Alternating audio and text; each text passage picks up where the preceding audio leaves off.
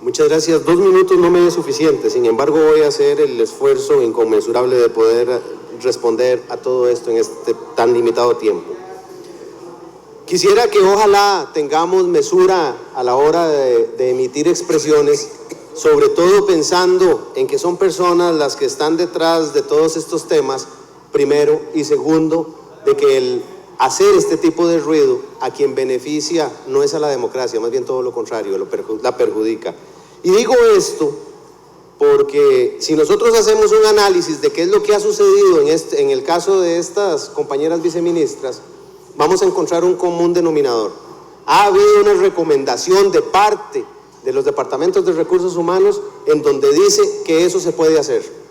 Y tan es así que en un informe en la Comisión de Ingreso y Gasto se reconoce diciendo de la siguiente manera: de esta manera, y considerando que la funcionaria Nuria Villalta admitió haber incurrido en un error por mala interpretación de la norma, la viceministra Carmen Muñoz llevó a cabo el proceso para realizar los pagos correspondientes. Y aquí reconoce el error y determina de que no fue culpa de la señora viceministra. En otras palabras, firmado inclusive por los diputados de Liberación Nacional.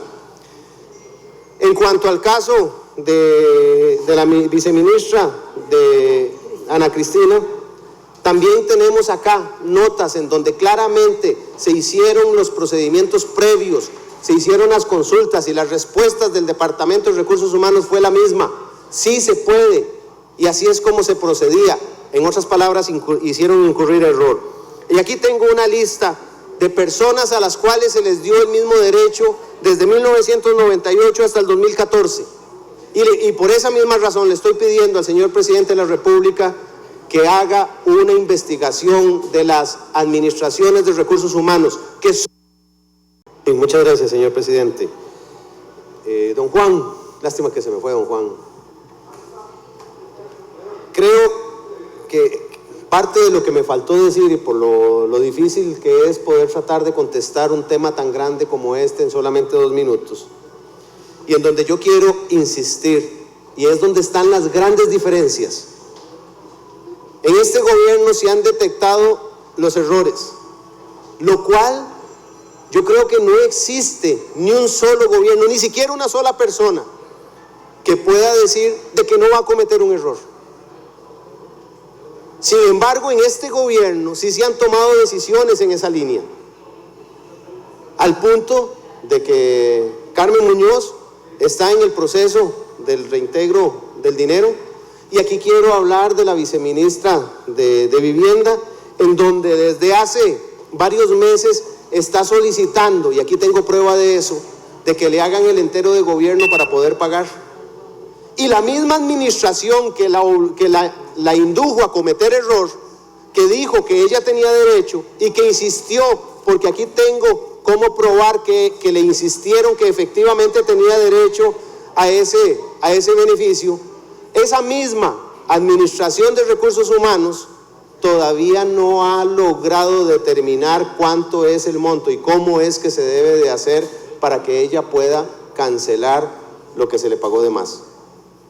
Por eso les digo de que tenemos que ser de verdad conscientes y consecuentes, pero ante todo honestos y decir la verdad tal cual es, y no seguir tratando de crear verdades aparentes para hacer ver que este gobierno está haciendo lo mismo de los gobiernos de los que hoy nos están criticando hicieron por muchísimos años. Aquí no hay corrupción porque hubo enmienda del error. Bien, muchas gracias.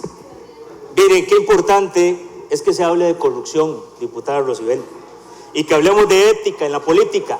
Cuando quiera, con quien quiera del PUS, con quien quiera de Liberación Nacional, hablemos de corrupción y política en los últimos 10 años, donde se quiera, como se quiera, con la forma que usted quiera. Yo celebro que tengamos esta discusión, lo celebro. Sí, muchas gracias, señor presidente. Sí, varias cosas. Primero, con la responsabilidad de ser diputado del Partido de Acción Ciudadana, le pido al señor presidente que proceda o al ministro de la Presidencia que proceda a suspender los pagos que hoy están en incertidumbre, que se proceda desde la Casa Presidencial a hacer la consulta a los entes que correspondan y que se aclare esta incertidumbre que hoy vive el país. Don Ronnie, a diferencia de muchos partidos políticos, el Partido de Acción Ciudadana y esta bancada, independientemente si se es gobierno o no, siempre se ha pronunciado en los casos que se duda algunos elementos éticos. Y esta bancada siempre ha enviado excitativas al gobierno de la República y ha externado sus posiciones críticas cuando se roza algunos elementos de ética y de corrupción.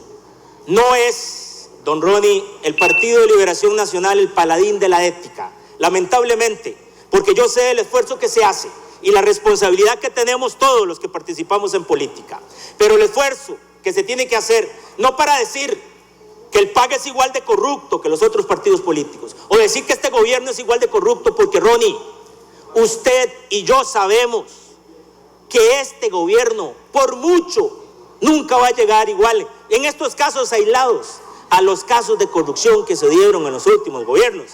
Pero esa no es la idea, porque yo sé que hay que luchar en contra de la corrupción y que la corrupción es un problema que están en todas las organizaciones sociales. Por eso yo celebro que hoy el PUS hable de eso. Celebro que Liberación Nacional tenga su código de ética y que hablemos de ética y de corrupción en la función pública. Eso es lo importante en este proceso de discusión. Pero debatamos donde ustedes quieran y como quieran. Muchas gracias, señor presidente.